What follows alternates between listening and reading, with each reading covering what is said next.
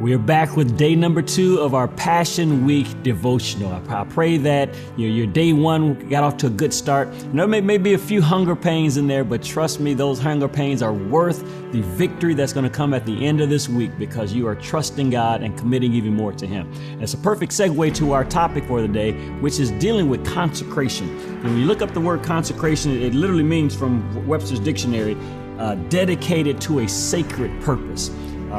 Dedicated to a sacred purpose, set aside for a holy use. And when you think about it, we think that that makes perfect sense when it comes to talking about church buildings or the podium on a church building, or even our Bible is dedicated. But no, I want you to understand that as we head through this Passion Week, remind yourself that you were made by Christ for God. In other words, you've been dedicated for a sacred purpose. You've been consecrated.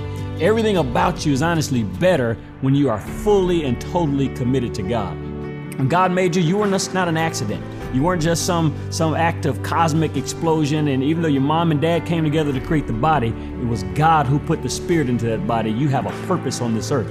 You're born with a purpose, and you got to make sure that you make a commitment to find that purpose, and then commit your life to that purpose, and then decide, I'm going to fulfill that purpose. And then from there, every day of your life, let it be filled with meaning because you understand why you're here on this earth.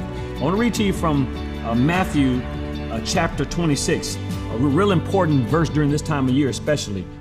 Beginning at verse number 36, it says, "Then Jesus came with them to a place called Gethsemane, and he said to the disciples, 'Sit here while I go and pray over there.' And he took with him Peter and 2 of the sons of Zebedee, and he began to be sorrowful and deeply distressed.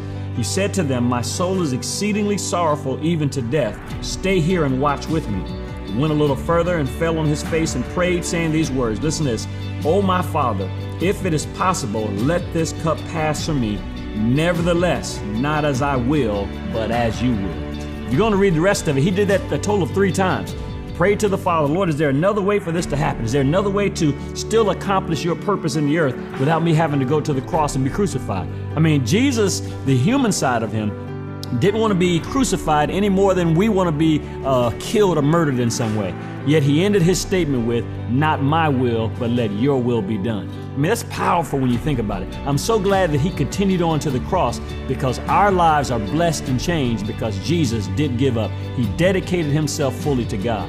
Well, guess what? Somebody's waiting for you to get fully committed to your purpose so that their life can be forever changed as well. Let today, day number 2, be a day of consecration, dedication to the purpose of God for your life.